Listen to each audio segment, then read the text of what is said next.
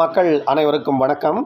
நடந்து முடிந்த விக்கிரவாண்டி தொகுதியின் இடைத்தேர்தல் வாக்குகள் எண்ணப்பட்டு கொண்டிருக்கின்றன.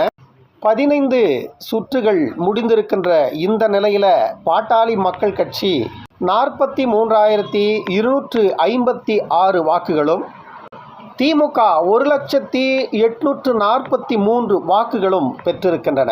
திமுக தொடர்ந்து முன்னிலையில் இருக்கிறது. பாட்டாளி மக்கள் கட்சி தொடர்ந்து 2ஆம் நிலையில் இருக்கிறது. அதே போன்று இன்னும் 5 சுற்றுகள் மீதமுள்ள நிலையில் பாட்டாளி மக்கள் கட்சி தங்களுடைய டெபாசிட் தொகையை பெற்றிருக்கிறது. பாட்டாளி மக்கள் கட்சி இடைத்தேர்தலில் போட்டியிட்டு டெபாசிட் தொகையை பெற்றிருக்கிறது.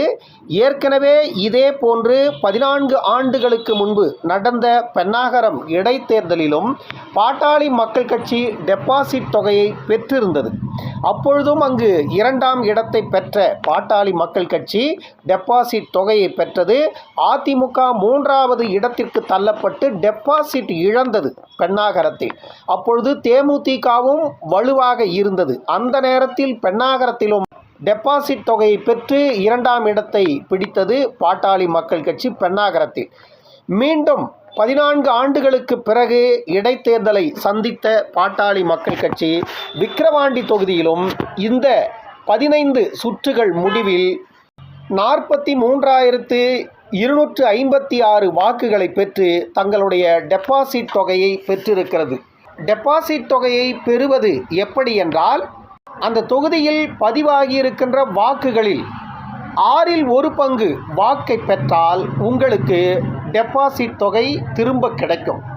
அதுதான் டெபாசிட் பெறுவது என்பது. அப்படி பார்க்க வேண்டுமென்றால் 1,95,495 வாக்குகள் விக்கிரவாண்டி தொகுதியில் பதிவாகி இருக்கிறது.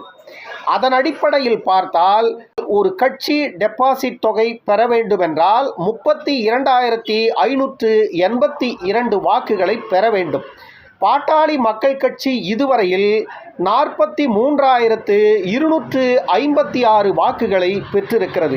அந்த வகையில் பாட்டாளி மக்கள் கட்சி 15வது சுற்று முடிவிலேயே டெபாசிட் தொகையை பெற்றிருக்கிறது. இன்னும் 5 சுற்றுகள் மீதம் இருக்கின்ற சூழ்நிலையில் 16வது சுற்று வாக்குகள் இப்பொழுது வேகமாக எண்ணப்பட்டு கொண்டிருக்கிறது. இன்னும் 5 சுற்றுகள் மீதம் இருக்கின்ற நிலையில் இதுவரையில் திமுக குறைந்தது 50,000க்கும் மேற்பட்ட வாக்குகள் வித்தியாசத்தில் முன்னிலையில் இருக்கிறது. இன்னும் 5 சுற்றுகள் வாக்கு எண்ணப்பட்டு முடிவுகள் அறிவிப்பதற்கு 2 மணி அல்லது 3 மணி கூட ஆகலாம் என்று சொல்லப்படுகிறது. 2-3 மணிக்கு உள்ளாக விக்கிரவாண்டி தொகுதியின் அதிகாரப்பூர்வ முடிவுகள் அறிவிக்கப்பட்டுவிடும். திமுகவின் வெற்றி ஏறக்குறைய உறுதி செய்யப்பட்டிருப்பதாகவே தெரிகிறது.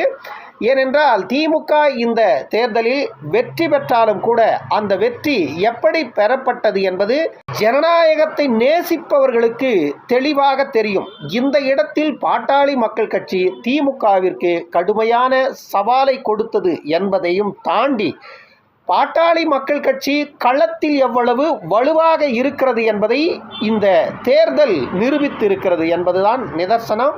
இது ஒரு இடைத்தேர்தல். ஆளுகின்ற இயக்கம் மக்களை நேரடியாக சந்தித்து வாக்கை கேட்கவில்லை. அவர்கள் தொடர்ந்து புறவாசல் வழியாக வாக்குகளை சேகரித்தார்கள்.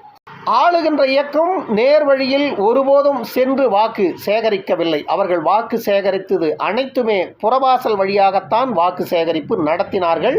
அப்படி புறவாசல் வழியாக வாக்கை எப்படி சேகரிப்பது என்பது திமுகவிற்கு கைவந்த கலை.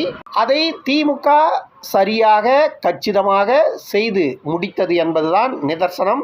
இந்த இடைத்தேர்தலில் திமுக வெற்றி பெற்றாலும் பாட்டாளி மக்கள் கட்சி தங்களுடைய களத்தை இழக்கவில்லை என்பதை உறுதிப்படுத்தி இருக்கிறது. பாட்டாளி மக்கள் கட்சி திமுகவிற்கும் அதிமுகவிற்கும் நிகரான ஒரு இயக்கம் என்பதை களத்தில் நிரூபணம் செய்திருக்கிறது. வரவிருக்கின்ற 2026 சட்டமன்ற தேர்தலில் திமுகவிற்கு பாமக ஒரு மிகப்பெரிய சவாலை கொடுக்கும் என்பது விக்கிரவாண்டியில் நிரூபணமாகி இருக்கிறது. இன்னொரு காணொளியில் சந்திக்கும் வரை உங்களிடமிருந்து விடைபெற்றுக் கொள்வது மேலரசம்பட்டு சண்முகம். நன்றி, வணக்கம் அன்பு உறவுகளே.